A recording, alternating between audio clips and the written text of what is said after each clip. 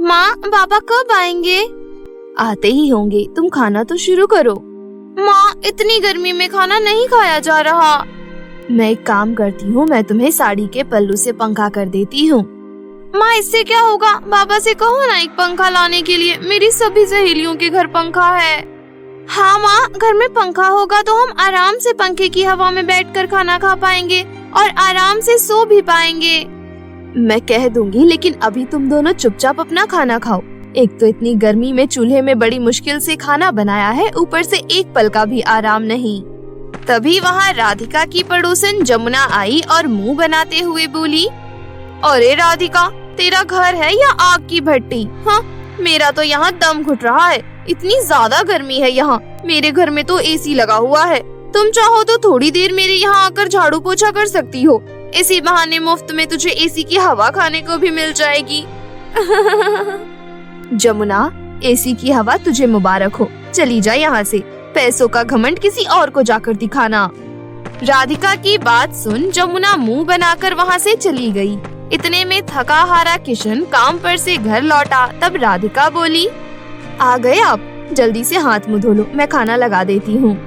इस गर्मी ने तो बुरा हाल कर रखा है, खाना खाने का भी मन नहीं कर रहा। तभी किशन की छोटी बेटी तारा बोली, बाबा, आप घर में एक पंखा ला दो ना। मेरी सभी सहेलियों के घर में कमरा ठंडा करने वाला कूलर है, लेकिन हमारे घर में तो छत का पंखा भी नहीं है। सुनिए ना, आप एक पंखा कहीं से ले ही आइए, मुझसे भी गर्मी बर्दाश्त नहीं हो रही अब। राधिका, तुम तो मेरी परेशानी समझो। जिस सेठ के यहाँ मैं काम करता हूँ वो कितना कंजूस है। जितनी पगार मिलती है उससे घर का खर्चा ही इतनी मुश्किल से चल पाता है, फिर मैं पंखा खरीदने के लिए पैसे कहाँ से लाऊं? किशन की बात सुन राधिका कुछ ना बोल पाई। फिर सभी गर्मी बर्दाश्त करते हुए खाना तो खा लेते हैं, लेकिन बेचारे उमस भरी गर्मी में सो नहीं पाते। माँ, मुझे तो बिल्कुल भी नींद नहीं आ रही, पसीने से सारे कपड़े भीग गए हैं। माँ देखो ना, मेरे शरीर में कितनी घमौरी निकल रही है। ये गर्मी भगवान ने क्यों बनाई? क्या हुआ बच्चों, चलो आंगन में चलकर सोते हैं, बाहर ठंडी हवा चल रही है, कम से कम अच्छी नींद तो आएगी। फिर सभी अपना अपना तकिया और चादर लेकर बाहर आंगन में सोने चले गए। लेकिन उन्हें गर्मी से तो राहत मिल गई, लेकिन मच्छरों ने काट काट कर उनका बुरा हाल कर दिया। कम से कम कमरे में आराम से लेटे तो थे, यहाँ तो मच्छर सोने ही नहीं दे रहे। माँ, वापस अंदर चलते हैं, नहीं तो ये मच्छर काट काट कर चमड़ी लाल कर देंगे। फिर सभी लोग दोबारा से घर के अंदर वापस चले गए और जैसे तैसे करके रात गुजारी। फिर अगली सुबह तारा और माला जब स्कूल पहुंची। ये क्या तारा और माला, आज तुम दोनों फिर से क्लास में सो रही हो? तुम स्कूल में पढ़ने आती हो या सोने? मैडम, हमारे घर में पंखा नहीं है, इसलिए हम ठीक से रात को सो नहीं पाते। इसका मतलब तुम स्कूल में आकर अपनी नींद पूरी किया करोगी। अगर तुम दोनों को कल से मैंने क्लास में सोता हुआ देखा तो दोनों को क्लास से बाहर निकाल दूंगी। बेचारी तारा और माला टीचर की डांट सुनकर चुपचाप बैठ गई। फिर स्कूल की छुट्टी होने के बाद वो घर आकर माँ से बोली, माँ, हम कल से स्कूल नहीं जाएंगे। हाँ माँ, हमें नहीं जाना स्कूल। ये तुम दोनों क्या बोल रही हो? तुम्हारे बाबा सुनेंगे तो तुम दोनों को बहुत डांटेंगे। तो हम क्या करें माँ, स्कूल जाते ही हम वहाँ सो जाते हैं। घर पर पंखा ना होने की वजह से हमारी नींद पूरी नहीं हो पाती। रोज रोज टीचर की डांट सुनने से तो अच्छा है हम घर पर ही रहें। क्या करे बिटिया, हमारी किस्मत ही ऐसी है। हमारे पास ज्यादा पैसे नहीं है ना, इसलिए पंखा नहीं ले पा रहे। लेकिन तुम दोनों स्कूल जाना मत छोड़ना। अच्छा ठीक है, मैं रोटियां सेक देती हूँ, तुम दोनों को भूख लगी होगी ना। चिलचिलाती गर्मी में राधिका चूल्हे में रोटी सेकने लगी। रोटी सेकते सेकते राधिका पसीने से तरबतर हो गई थी। तभी घर के बाहर एक बूढ़ी औरत आवाज देते हुए बोली, कोई है घर पर? बड़ी दूर से आई हूँ, भूख लगी है, खाने को कुछ है तो खिला दो। भगवान तुम्हारा बहुत भला करेगा। बूढ़ी औरत की आवाज सुन राधिका पसीने में डूबी हुई घर से बाहर आई और बोली, अम्मा, मुझ गरीब के घर आपको सूखी रोटी और हरी मिर्च ही नसीब होगी। कोई बात नहीं बिटिया, जो बना है बस प्यार से खिला दे। अम्मा, इतनी धूप में आप बाहर मत खड़ी रहो, अंदर आ जाओ। बूढ़ी औरत धीरे धीरे कदमों से राधिका के घर में जैसे ही दाखिल हुई तो देखा घर आग की भट्टी की तरह तप रहा है। अरे बिटिया, तुम्हारा घर तो आग की तरह जल रहा है, तुम इतनी गर्मी में कैसे रह लेती हो? क्या करें अम्मा, हम गरीबों के नसीब में यही लिखा है। अच्छा ये सब छोड़िए, लीजिए आप खाना खाइए। ऐसा कहकर राधिका बूढ़ी औरत को खाना परोस देती है। खाना खाने के कुछ देर बाद बूढ़ी औरत राधिका से बोली, बिटिया, मेरे पास तुम्हें देने के लिए ज्यादा कुछ तो नहीं है, पर एक हाथ का पंखा है, शायद तुम्हारे कुछ काम आ जाए, रख लो, मना मत करना। ये कहते हुए बूढ़ी औरत ने हाथ का पंखा राधिका के हाथों में थमा दिया। वो हाथ का पंखा वाकई में बहुत सुंदर था। राधिका पंखे को निहारे जा रही थी। इससे पहले कि राधिका बूढ़ी औरत का धन्यवाद करती, वो तब तक वहाँ से जा चुकी थी। लगता है हमारे नसीब में ये हाथ का पंखा ही लिखा है। तारा, माला, कहाँ हो तुम दोनों? तभी तारा और माला दौड़ते हुए कमरे में दाखिल हुई। माँ, आपने हमें बुलाया? हाँ, तुम दोनों कहाँ चली गई थी? रोटी बन गई है, हाथ धो लो। माँ, इतनी गर्मी में खाना खाने का मन नहीं कर रहा। गर्मी है तो क्या भूखी रहोगी? तुम दोनों बैठकर खाना शुरू करो, मैं तुम्हें हाथ का पंखा कर देती हूँ। तारा और माला खाना खाने बैठी। तभी राधिका हाथ के पंखे से उन दोनों को जैसे ही हवा करने लगी, तभी अचानक उनका घर ठंडा हो गया। ये चमत्कार देख तीनों दंग रह गईं। अरे माँ, हमारा घर अचानक इतना ठंडा कैसे हो गया? अरे वाह, ये तो सच में कमाल हो गया। ऐसा लग रहा है मानो हम शिमला में हों। पर ये हुआ कैसे माँ? मुझे भी कुछ समझ नहीं आ रहा बिटिया। अभी कुछ देर पहले तो कमरा आग की भट्टी की तरह तप रहा था।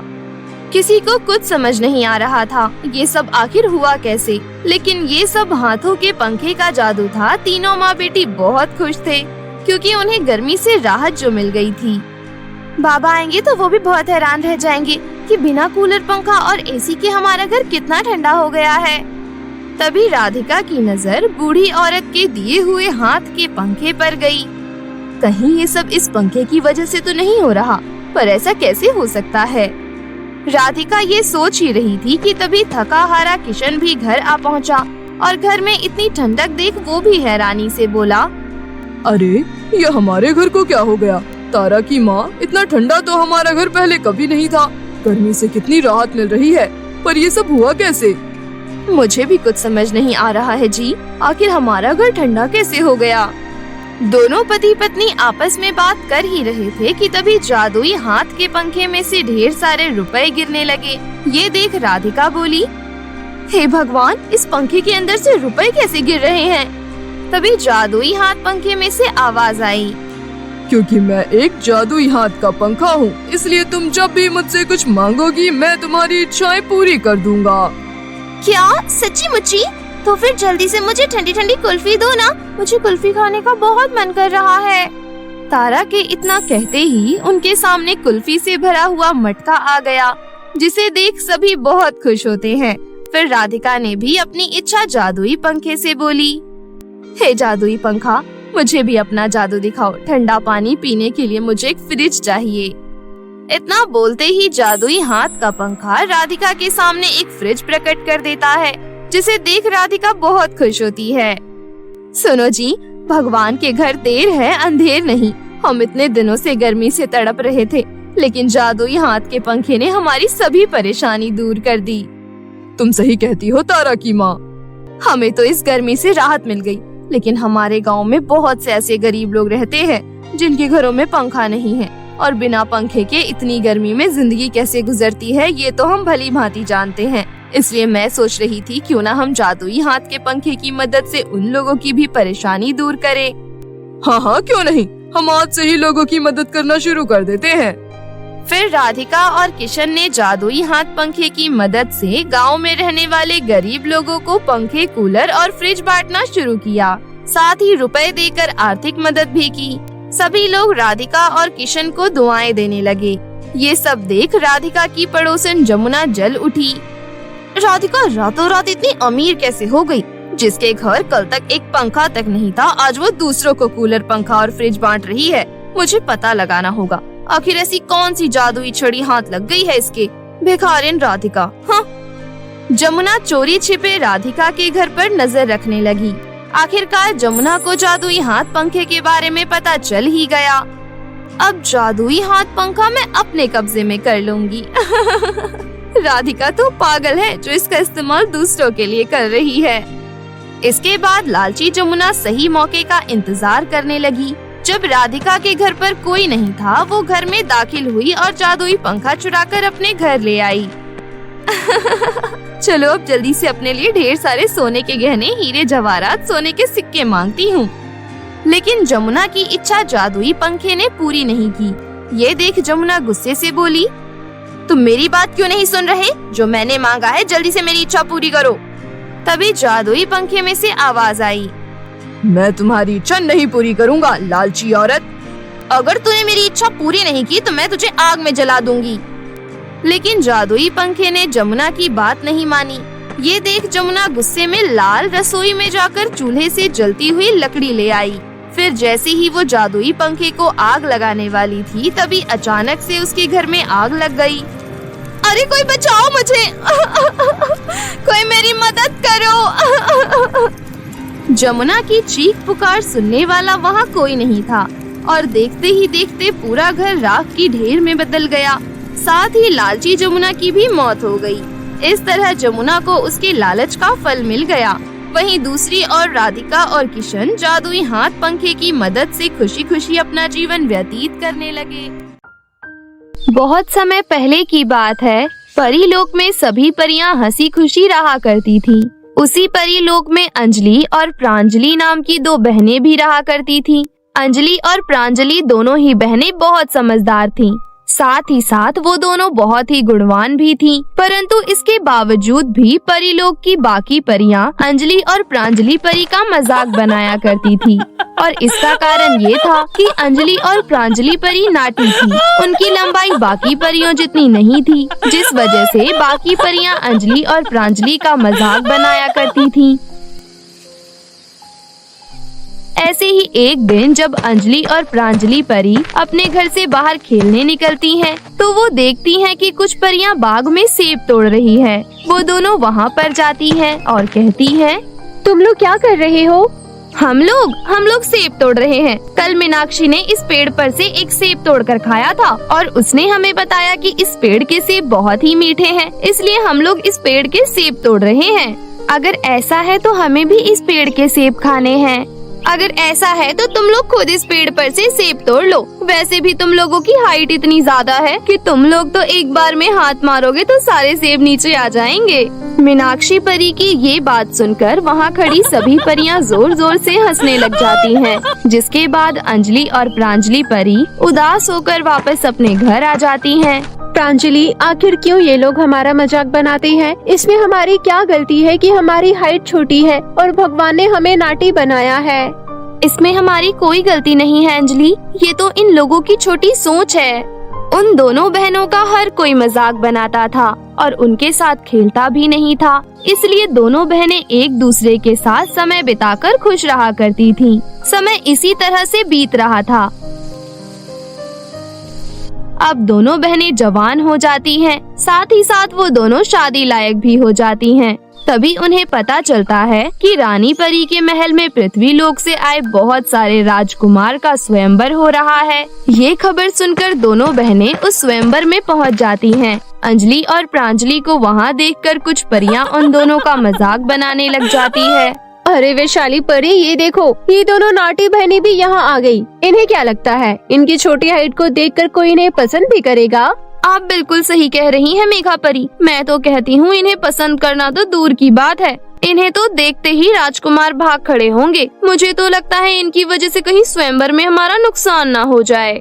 मैं तो कहती हूँ इन दोनों नाटी परियों को अभी के अभी रानी परी के महल से निकालकर बाहर फेंक दो। अंजलि और प्रांजलि परी बचपन से ही अपने नाटेपन के कारण बहुत कुछ सुनते आई थीं, परंतु आज पहली बार किसी ने इतने सारे लोगों के सामने उन दोनों का मजाक बनाया था, इसलिए उन दोनों का आत्मविश्वास पूरी तरीके से टूट जाता है। उनकी आंखों से आंसू निकलने लगते हैं। तभी वहाँ पर रानी परी प्रकट होती है और अंजलि और प्रांजलि परी का मजाक बनाने वाली सभी परियों को फटकारते हुए कहती है, आप लोग परियां हैं, आपके अंदर दया भाव, प्रेम भाव होना चाहिए और आप लोग आपस में ही इस तरह का व्यवहार कर रही हैं। मुझे आप लोगों से ऐसी उम्मीद बिल्कुल भी नहीं थी। पर रानी परी, हमने कुछ गलत थोड़ी कहा है। आप इन दोनों नाटी परियों को देखिए। क्या आपको लगता है कि कभी भी कोई भी इनसे शादी करेगा? मीनाक्षी परी बिल्कुल ठीक कह रही है रानी परी। इन दोनों की वजह से पूरे स्वयंवर में बाधा पड़ रही है, इसलिए हमने इन्हें यहाँ से निकालने के बारे में कहा था। ये आप लोगों की गलतफहमी है कि इन दोनों से कोई शादी नहीं करेगा। आज मैं ऐलान करती हूँ, मेरे दोनों बेटे आर्य शौर्य की शादी मैं अंजलि और प्रांजलि से करूँगी, और वो भी आज इस स्वयंवर में। रानी परी की ये बात सुनकर सभी परियां हैरान रह जाती हैं।